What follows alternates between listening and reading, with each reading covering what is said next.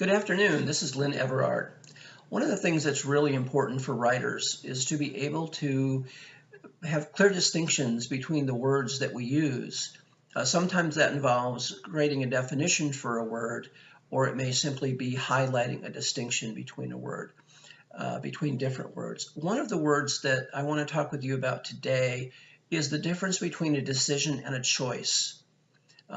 The best place I can think of to use that perhaps is in the context of marriage.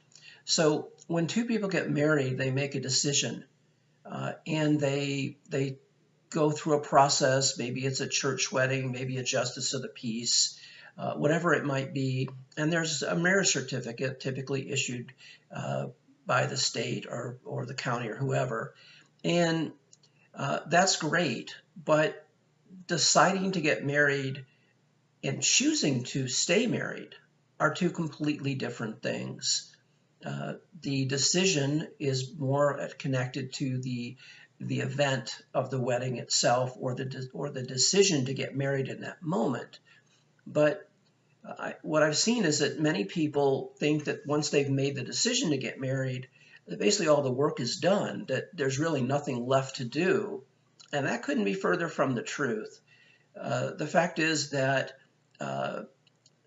the decision or the marriage license, marriage certificate, the ceremony itself is really kind of confusing and maybe overstates what it's really all about.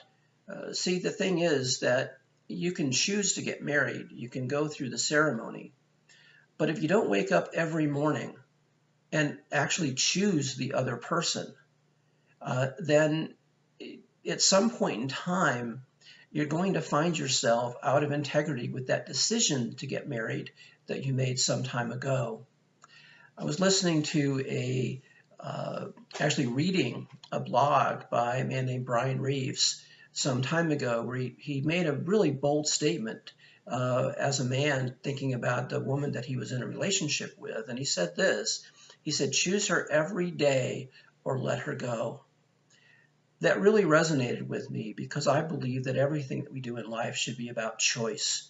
The more choice we have, the more freedom we have to be able to truly express ourselves.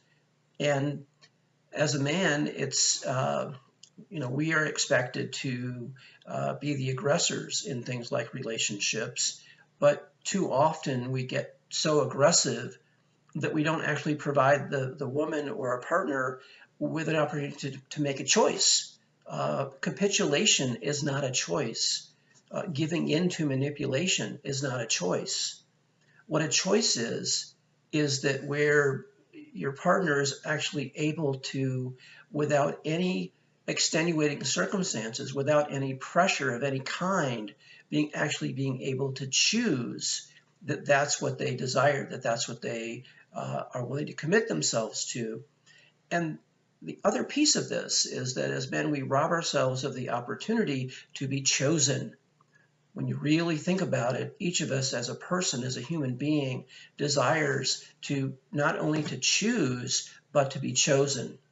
So I'm going to suggest to everyone, especially men that might be watching this, that you find yourself in a position to not sit back. You can continue to move things forward, but leave enough open space so that the partner, the woman in your life, has the ability to choose of her free will. And think about how good that's going to feel when that actually happens. And you not only have the opportunity to choose, but you can have the joy of being chosen.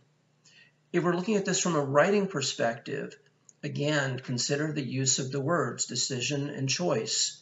A decision is often considered a one-time thing, and a choice is something that we get to make every day.